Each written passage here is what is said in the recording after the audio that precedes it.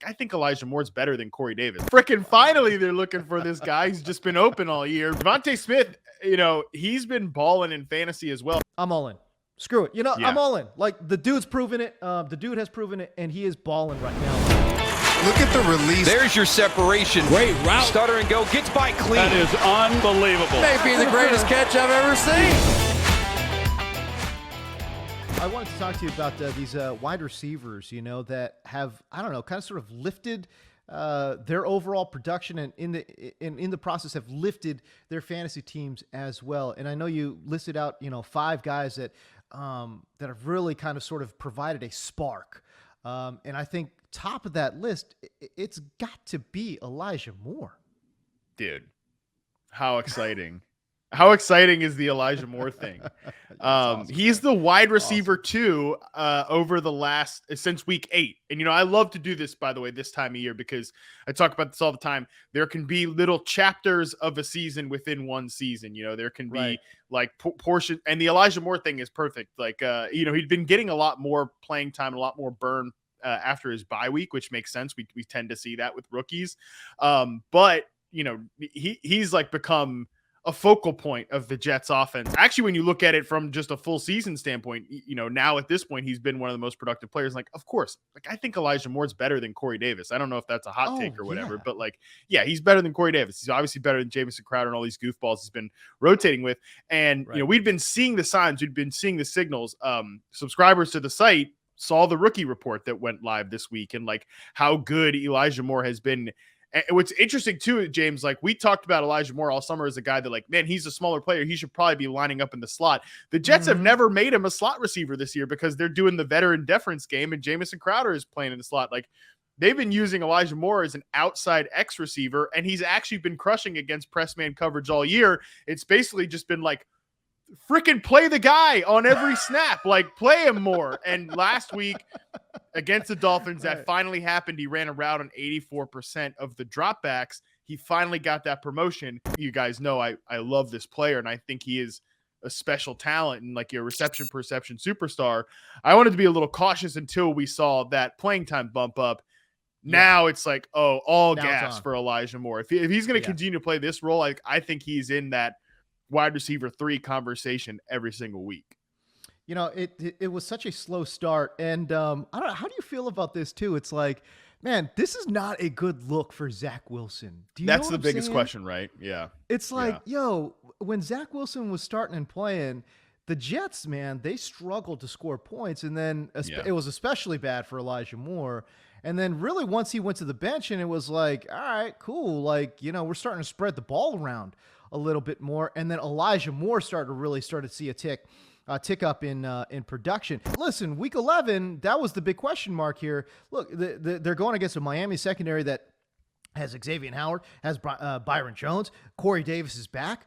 All of those things, you mix that in, and you're thinking, okay, well, this might not be a great day for Elijah Moore. No, 11 targets, 8 receptions, 141 and a touch, and our dude is open, man. Open like, every play.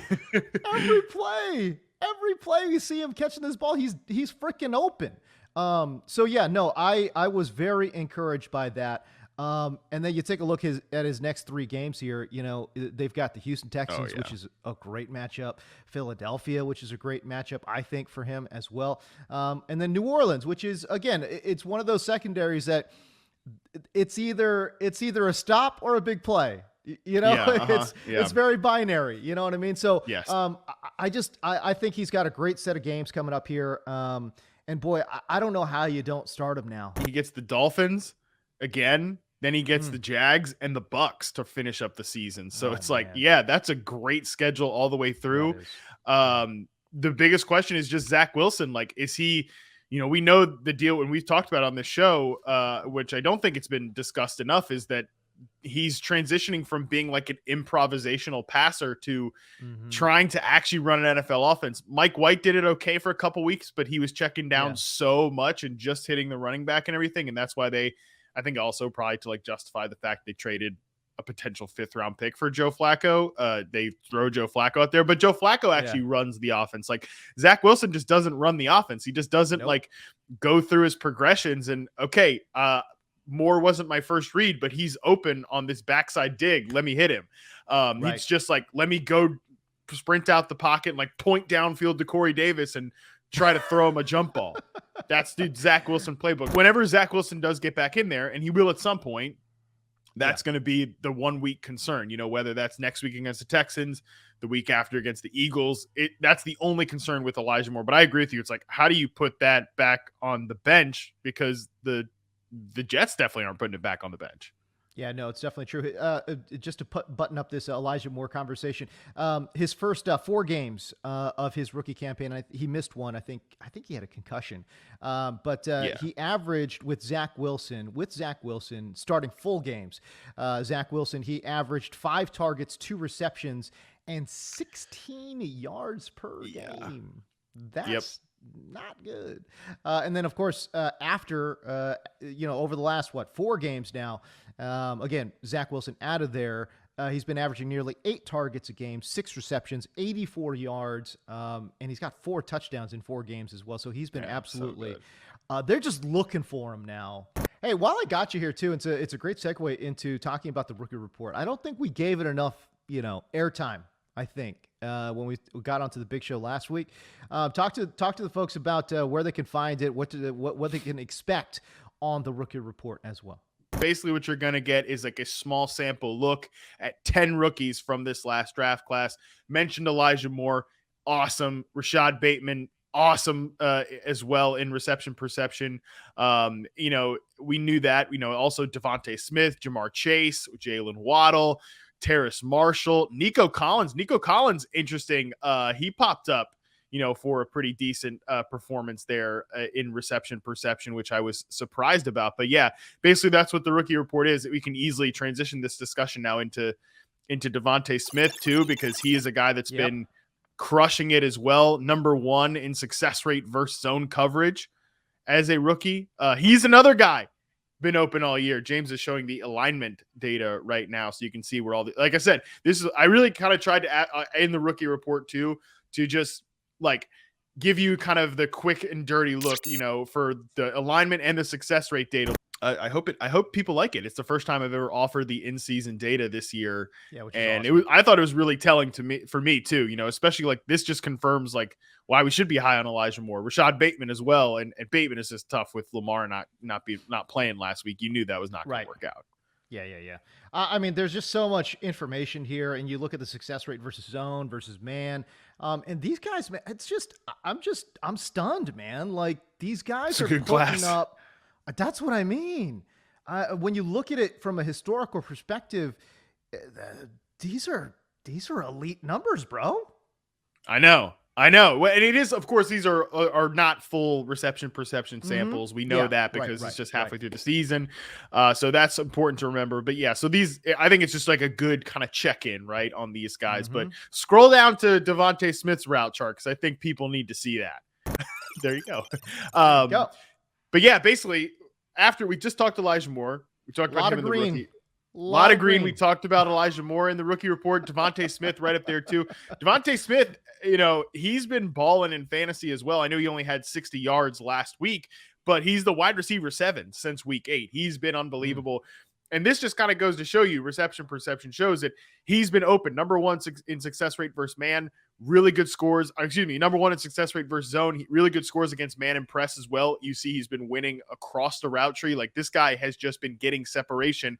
Another player too, despite his size, the Eagles have been throwing him out there as like a true X receiver, which basically, for those who don't know what that means, it's like what Jamar Chase does, that role.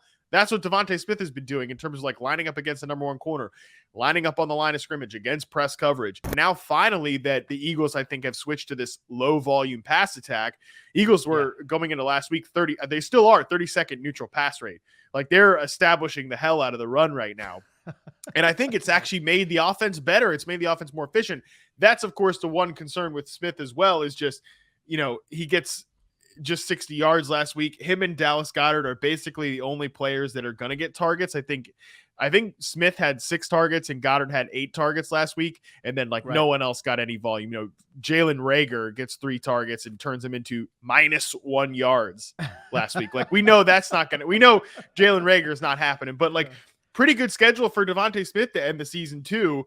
Gets the Giants next week, the Jets, defense stinks, Washington, Giants again, Washington, and then Dallas to end the season. So like that's a pretty good schedule for Devonta Smith too. When you look at, success rate versus different coverages, this is like that's like deep into it. We're talking analytics and all that stuff, right?